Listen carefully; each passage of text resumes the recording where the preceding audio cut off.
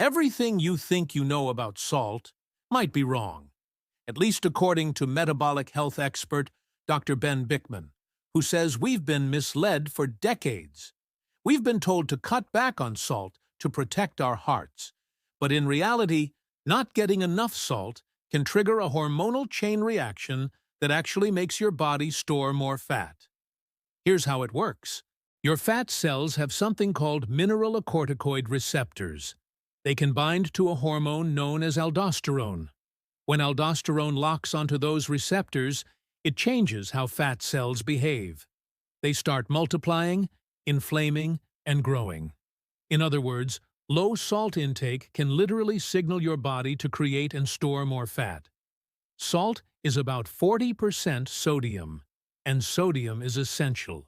It's not just about fluid balance. Sodium helps your nerves fire, muscles move, nutrients absorb, and even supports energy production. So, when your sodium drops too low, your body panics. It activates the renin-angiotensin-aldosterone system, or RAS, to bring sodium levels back up. But there's a cost. Once the RAAS system kicks in, your adrenal glands release two hormones, aldosterone and angiotensin receptors. See, these don't just act on your kidneys. They act directly on your fat cells, pushing them to grow larger, more inflamed, and insulin-resistant. And when you combine that with higher insulin levels, the hormone that drives fat storage, it's the perfect storm for weight gain. So ironically, when you restrict salt, your body responds by increasing insulin, the very hormone you're trying to keep low for fat loss and metabolic health. Studies confirm this. Lowering salt intake leads to higher insulin levels, reduced insulin sensitivity, and a greater risk for metabolic syndrome.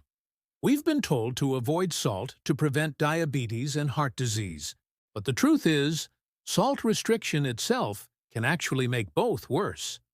If you're eating clean, exercising, but still struggling to lose fat, look at your salt intake. To make salt work for you, not against you, stop fearing it. Start by reintroducing real, natural salt into your diet, not the processed, bleached table salt that's stripped of minerals and filled with anti-caking agents, but iodized sea salt, Himalayan pink salt, or Celtic salt, rich in trace minerals your body actually needs. One simple way to restore balance: to drink a 1 teaspoon 4 teaspoon of natural salt in warm water first thing in the morning. It gives your body sodium without triggering the panic response that raises insulin and aldosterone. You can also use the same mix before workouts to boost hydration and muscle performance. And if you cook at home and avoid processed food, don't be afraid to salt your meals. A pinch of real salt on your eggs, salad, or soup won't hurt. It'll help your metabolism function properly. When your sodium levels are adequate, your body stops producing excess aldosterone and angiotensin II, meaning your fat cells stop multiplying and inflammation goes down.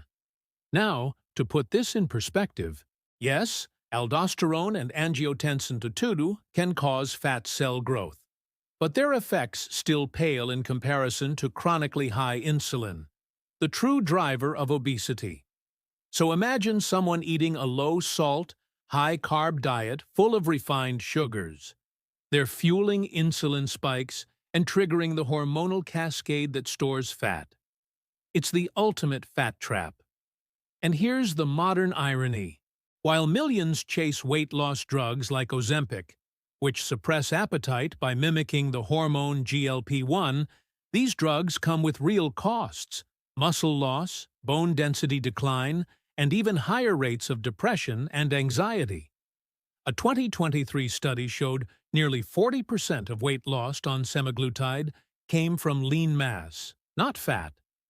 Another found that depression risk nearly tripled and suicidal behavior doubled. So before turning to pharmaceuticals, consider something simpler, something your body was designed for.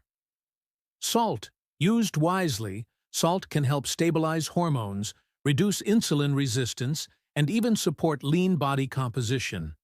The key is not avoiding it, but balancing it. For decades, we've been told salt is bad. But the truth is, without enough of it, your body can stay stuck in fat-storing mode, no matter how clean your diet is. So don't fear salt. Respect it. Use it right. And it just might turn your meals into fat-burning fuel.